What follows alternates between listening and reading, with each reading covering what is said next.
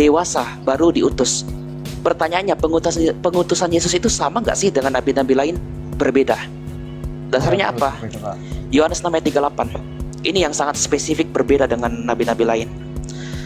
Ayat 38 dalam Yohanes 6, sebab aku telah turun dari surga. Ini perkataan Yesus. Bukan untuk melakukan kehendakku, tetapi untuk melakukan kehendak Dia yang telah mengutus aku. Jadi Yesus diutus itu dari mana? Yesus diutus dari mana? Dari surga, dari atas. Yesus diutus dari surga. Ada nggak nabi yang diutus dari surga? Nggak ada. Mereka diutus dari bumi ke bumi. Mereka diutus dari bangsa ke bangsanya sendiri. Tapi Yesus mengaku bahwa dirinya dari surga, diutus oleh Bapa. Ayat satu lagi, Galatia pasal 4 ayat 4. Ntar aku cari. Galatia pasal 4 ayat 4. Tetapi setelah genap waktunya, maka Allah mengutus anaknya. Jadi Allah mengutus anak loh, yang lahir. Nah ini kata mengutus dan yang lahir. Lebih dulu mana? Diutus dulu kah? Atau lahir dulu? Atau lahir dulu baru diutus? Sesuai dengan yang saya baca. Baca apa tadi, Pak? Gini, dengarkan baik-baik. Tetapi setelah genap waktunya, maka Allah mengutus anaknya yang lahir. Pertanyaan saya, diutus dulu atau lahir dulu? Diutus dulu baru lahir atau lahir dulu baru diutus? Diutus dulu baru lahir. Nah, itu sudah membedakan dengan nabi-nabi lain. Kok mau disamakan? Jadi kalau ditanya gini, tunggu. Jadi kalau mereka tetap mengatakan Yesus itu hanya utusan, Yesus utusan tapi bukan hanya utusan.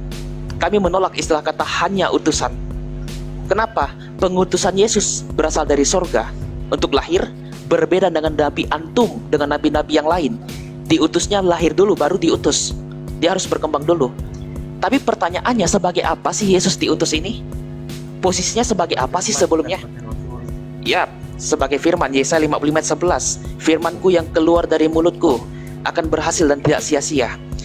Yesaya 48 ayat 16. Pada waktunya Tuhan akan mengutus aku dengan rohnya. Itu dalam ayat yang sama, itu Tuhan loh yang mengatakan bahwa Tuhan akan mengutus aku dengan rohnya. Padahal kalimat yang sama dikatakan aku Tuhan. Kok bisa Tuhan dikatakan Tuhan mengutus Tuhan? Ya ini Yesaya 48 ayat 16. Nah gini, saudara muslim selalu menggunakan Yohanes 17 ayat ketiga seolah-olah Yesus itu hanya utusan. Ini suatu tantangan bagi saya. Silakan baca buku ini untuk kawan-kawan muslim ya, khusus untuk kawan-kawan muslim. Baca buku Imam Asy'uti, Tarikh Khulafah. Apa kata buku tersebut? Khalifah Al-Ma'mun dari kalangan Mu'tazilah tahun 218 Hijriah, berarti sekitar abad 8 Masehi, mengatakan Ahlul Sunnah wal Jamaah tidak bisa membedakan yang menurunkan dan yang diturunkan. Kalian selalu menuduh kami orang-orang Kristen. Orang Kristen itu tidak berpengetahuan karena tidak bisa membedakan yang mengutus yang diutus. Kalian sama, kata Khalifah Al-Ma'mun. Kalian nggak bisa membedakan yang turunkan dan yang menurunkan. Sampai di buku halaman itu ya, 312 kalau saya nggak salah. Kebetulan saya punya bukunya. Dikatakan bahwa kaum Ahlul Sunnah tidak bisa membedakan yang mana makhluk dan mana yang bukan makhluk. Jadi pertama itu kalian dituduh tidak bisa membedakan yang diturunkan dan yang menurunkan. Ini mirip seperti tuduhan kalian, orang Kristen tidak bisa membedakan yang mengutus dan yang diutus. Bahkan kaum Mu'tazilah menggunakan ayat Al-Quran, besi yang diturunkan sebagai yang makhluk. Jadi kalau mau dikomparasikan, kita bisa menggunakan komparasi yang sama kalau mau gitu ya. Tapi kalau mau tunduk kepada ayat kitab suci, Anda harus mendengarkan apa yang kami sampaikan. Yesus diutus bukan hanya utusan biasa, tapi dia diutus sebagai utusan yang ilahi, sebagai firman Allah. Sekian. Lanjut Kak Elia. Ya, jadi jelas banget ya, Yesus adalah utusan, tapi utusan yang bagaimana dulu? Kalau kita memahami ketritunggalan dengan benar, kita tidak akan bingung, Pak. Ya, Yesus itu diutus, Yesus berkata, "Aku datang dan keluar dari Bapa." Ketika dia keluar dari Bapa, artinya diutus Bapa. Ada nggak nabi-nabi yang seperti itu diutus Bapa keluar dari dirinya? Kan nggak ada. Jadi Yesus memang utusan, tapi tidak hanya utusan. Kata hanya itu ditambah-tambah sama mereka. Dan dalam Alkitab tidak ada kata hanya itu. Yesus berkata, akulah kebangkitan dan hidup, aku berkuasa atas surga dan bumi. Kalau dia berkuasa atas surga dan bumi, artinya dia adalah Tuhan atas surga dan bumi, kurios kurion. Ya, Yap. jadi ya kalau ada penuduh begitu, itu namanya logikal falasi. Jadi mereka mengambil ayat-ayat tertentu untuk mendukung asumsi mereka, padahal memang tidak ada seperti itu. Prinsip hermeneutika itu adalah tidak boleh menafsirkan ayat yang satu bertabrakan dengan ayat yang lain, karena semuanya sama-sama kita terima sebagai ilham, tulisan yang diilhamkan oleh Allah untuk mengajar. 2 Timotius 3 ayat 16. Gitu ya. Iya, Oke. Iya. Iya. Oke. Paham. Ada lagi yang mau ditanya? Udah Kak, udah paham ini ayat tentang ayat ini. Sebenarnya saya tuh udah paham Kak. Cuma kan kemarin itu saya lihat saudara kita itu Oke. ya Ya udah. sedang itu. Ya, Mas. Ya. Terima kasih Kak ya semuanya. Oke, Tuhan berkati kamu ya. Ya. Ya, good bless Kak. Blessings. Ya. Oke, silakan Tito. Kak Elia, apa Ya, kabar? silakan. Baik, silakan bro. Nah, aku mau nanya Kak, cuma sekedar pertanyaan yang apa ya, kan tentang baptis tadi sih agak sedikit ya. Tadi kurang mendengar full, jadi kayak mau bertanya ulang. Sorry, kayak agak terkesan berulang, kayak seperti di Yohanes 3 ayat 15 kan itu bicara tentang air dan roh. Ya. Nah, jadi saya mau bertanya, air ini apakah kan ada, kalau ada yang percik, baptis kan ada yang percik sama ada yang selam. Ya. Apa pengertiannya sama atau ada perbedaan di antara kedua itu? Oke. Apakah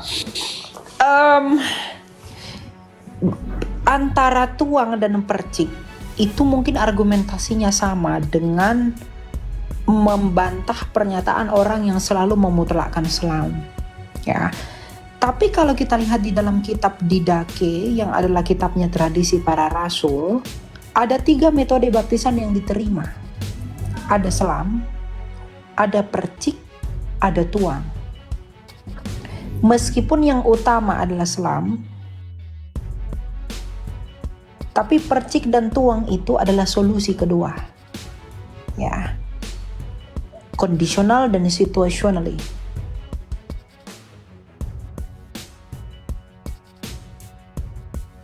Nah, jadi baptisan ini, baik selam, baik percik maupun tuang, itu sama-sama diterima dengan syarat formanya dan materinya itu benar, yaitu di dalam nama Bapa dan Anak dan Roh Kudus. Jadi sama-sama diterima, tidak ada yang salah. Nah, makna baptisan itu bro, kalau kita melihat di dalam Kolose 2 ya, bahwa baptisan itu adalah sebagai tanda bahwa kita menyatu dengan Kristus.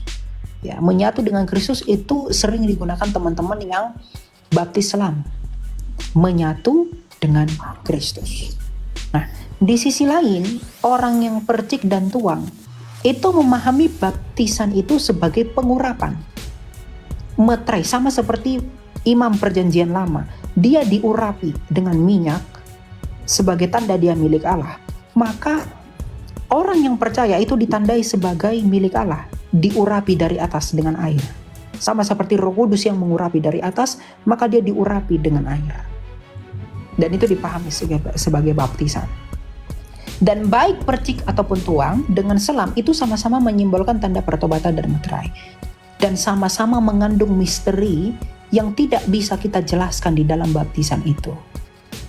Ya, meskipun memang ada gereja tertentu yang memutlakkan tidak boleh harus selam, tidak boleh harus mengikuti ini itu ada. Tapi secara general begitu. Ya, jadi sama-sama diterima baik percik, tuang maupun selam. Yang penting forma dan materinya itu sama. Menggunakan air bukan bendera ya. Ada gereja-gereja baru-baru ini berbaptis dengan bendera. Menggunakan air dan di dalam nama Bapa dan Anak dan Roh Kudus. Bukan di dalam nama Bapa dan Anak dan Roh Kudus, yaitu Tuhan Yesus. Bukan, itu salah itu. Kalau kamu dibaptis begitu, ulang lagi. tapi harus di dalam nama Bapa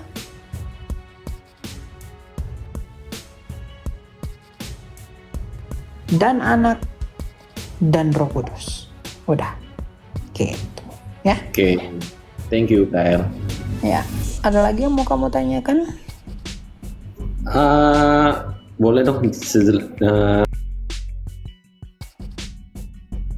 3 ayat 5. Sorry, Yohanes 3 ayat 5. Yohanes 3 ayat Ayat 5. 3 ayat 5. Ntar ya, saya buka dulu.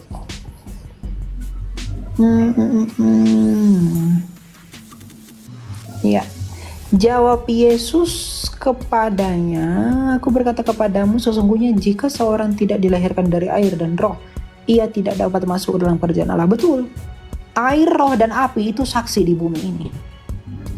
Ya, makanya ada baptisan air, ada baptisan api, ada baptisan roh, ada 3.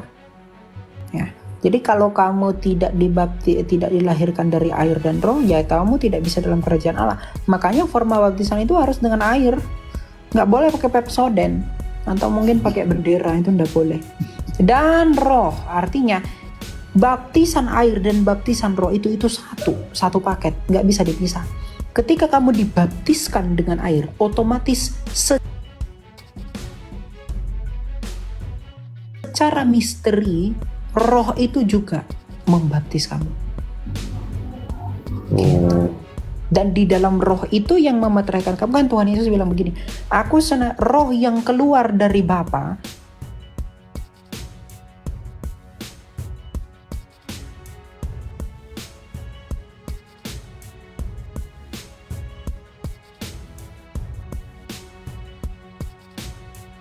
roh itu diberikan kepadamu sebagai arabon, sebagai DP atas iman dan kepercayaanmu bagi keselamatanmu. Dan dalam pertumbuhan imanmu, kamu menjalaninya dan menumbuhkan benih yang sudah kamu peroleh itu. Gitu. Ya. Oke.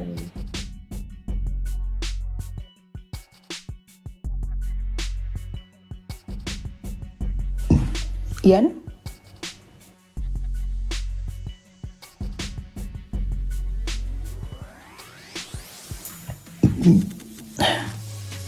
Oh Ian, Bobo Ian, Bobo iya tidur, ngantuk Ian, oh Ian. Oke, tidak ada. Halo, Oh, Ian? selamat malam, Elia. Ya, selamat malam. Silakan. Oke, halo. Sabar Pak, dejavu. Ini mau nanya Kak Elia, yang dimaksud dengan penghujat berbuat dosa atau mencuri atau berbuat dosa yang inilah, saya belum Ya. ngerti itu apa maksud penghujatan Roh Kudus itu. Tolong dijelaskan Kak. Ya, dosa menghujat Roh Kudus itu adalah dosa yang tidak terampuni dan itu tidak bisa diampuni. Di dunia ini pun tidak, di dunia akan datang pun tidak. Artinya yang nggak ada kesempatan untuk selamat. Ya, nah, apa itu mute dulu dejavu, mute dulu. Oke. Saya mau bertanya di Belum kamu, Oh. belum kamu, tolong. Pulanglah kau ke rumahmu yang petak itu. Ya, bersama dengan batumu itu. Gak sopan ya. Kalau mau nanya ngantri dulu, oke. Oke. Masalah menghujat Roh Kudus ya, Ian ya. Dosa hujat terhadap Roh Kudus itu adalah dosa yang tidak terampuni. Ya, itu adalah dosa yang fatal sekali. Dan bagaimana kita mempercayai dan bagaimana kita memahami dosa menghujat terhadap Roh Kudus? Karena begini, pada konteks, pada pemahaman ketika Kristus berbicara bahwa hujat terhadap Roh Kudus itu tidak diampuni karena begini. Pada saat itu, orang Farisi itu melihat Yesus melakukan mujizat. Dan Roh Kudus memberikan pengertian bahwa Yesus itu adalah Mesias ke dalam hati orang Farisi. Tetapi Roh Kudus menghujat itu dengan berkata, dengan Beelzebul dia mengusir setan. Artinya orang Farisi ini itu menghujat Roh Kudus yang bersaksi di dalam hati mereka mengenai Kristus. Itulah menghujat Roh Kudus. Dan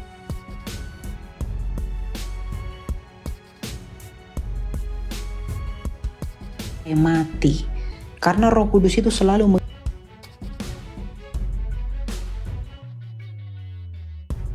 menginjili mereka. Dan ketika menolak percaya sama Yesus, itulah yang menghujat Roh Kudus, mati di dalam dosa. Jadi menghujat Roh Kudus itu adalah orang yang mendukakan Roh Kudus dengan menolak Kristus sampai dia mati. Itu yang pertama. Yang kedua adalah murtad atau meninggalkan Kristus sampai dia mati. Itu yang kedua. Nah, yang ketiga adalah orang yang memilih untuk berenang atau orang yang memilih untuk berenang di dalam dosa tanpa Kristus. Karena dosa itu tidak ada dalam Kristus, ya. Jadi dosa yang tidak terampuni dalam Kristen itu dosa menghujat Roh Kudus. Dan tanda orang menghujat Roh Kudus adalah dia tidak akan pernah meminta pengampunan dosa atas dosanya. Jadi misalnya begini, Pak. Bapak sudah berpikir bahwa Bapak itu kecewa sama Tuhan. Kemudian Bapak maki-maki Tuhan.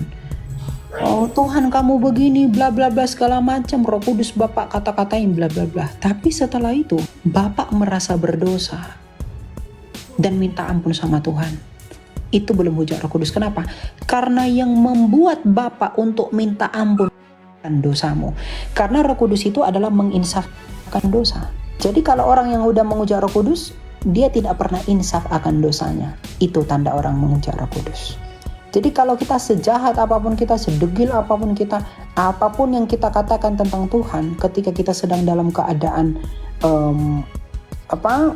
kondisi emosi yang tidak stabil, tapi setelah itu kita merasa bersalah dan minta ampun sama Tuhan sungguh-sungguh, itu belum hujat Roh Kudus.